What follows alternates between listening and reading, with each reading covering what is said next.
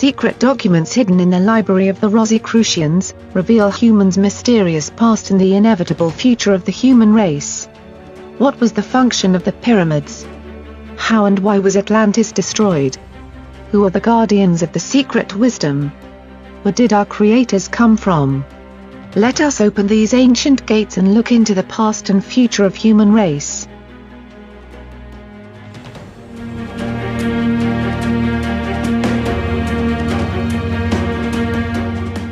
The Vatican Library is not the only place that is full of secrets.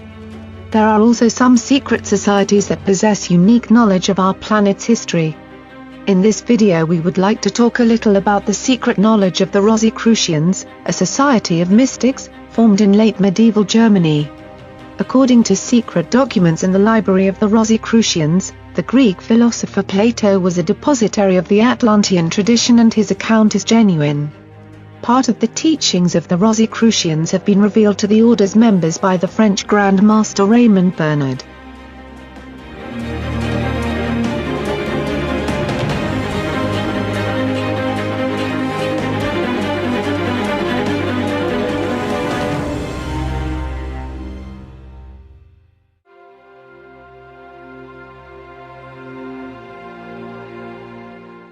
According to Raymond Bernard, Atlantis was a highly civilized continent with means of transmission and transportation compared with which ours are nothing.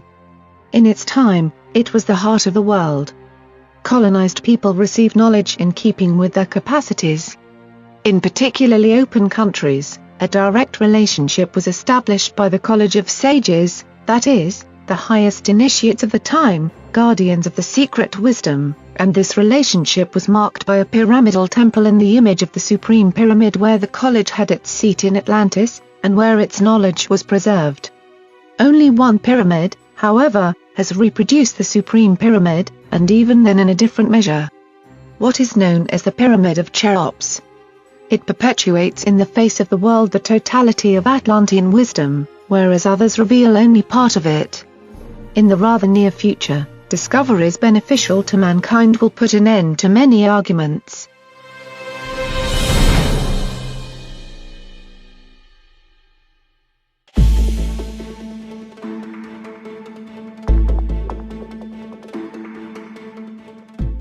The Atlanteans knew the nature and power of certain cosmic forces, particularly telluric currents, and carefully applied them to agriculture and the harmonious maintenance of the overall balance of these currents, to avoid all geological catastrophes that it was within man's power to avert.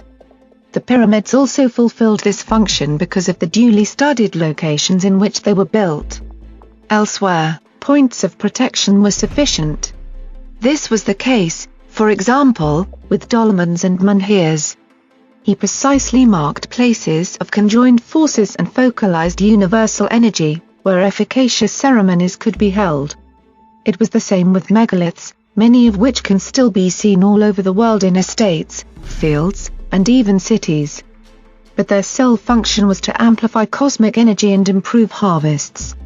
It can be considered, moreover, that all these secondary elements were attached, from the standpoint of energy, to the Supreme Pyramid. The entire Earth thus constituted a kind of efficient receptacle for the whole of cosmic forces.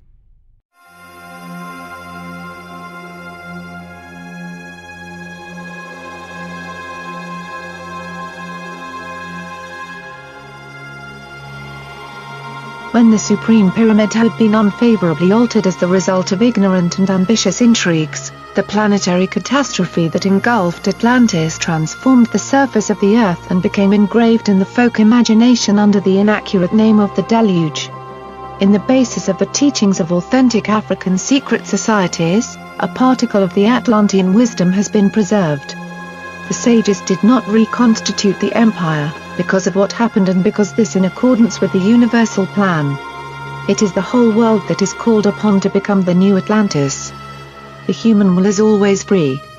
Once again, and for the last time, mankind will face an ultimate choice from which will result either an era of extraordinary civilization or the end, not of a continent this time, but of the world. This time of choice is approaching. It will be marked by the reappearance of Atlantis, the resurgence of the vanished continent before the astonished human race. The sages have guided our development. They have given men the discoveries that were suggested to him, as soon as he was able to understand, receive, and use each of them without danger. They have delivered, in the strictest sense of the word, the scientific and technical knowledge acquired by the Atlanteans and preserved by them and their successors. The knowledge of the Atlanteans come from another galaxy and was brought by those who became the first rulers of Atlantis. Some of these extraterrestrials returned to their home, others remained on Earth to carry out a mission. All of the world's civilizations come from this second group.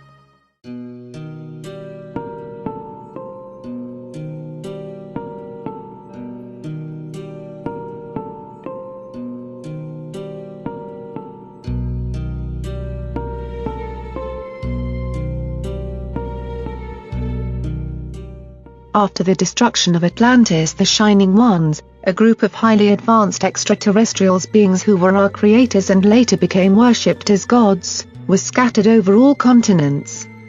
The Shining Ones continued their mission and assisted and guided humans in their development. They shared their knowledge and taught man agriculture, medicine, astronomy, mathematics and everything that was needed for our survival as a species.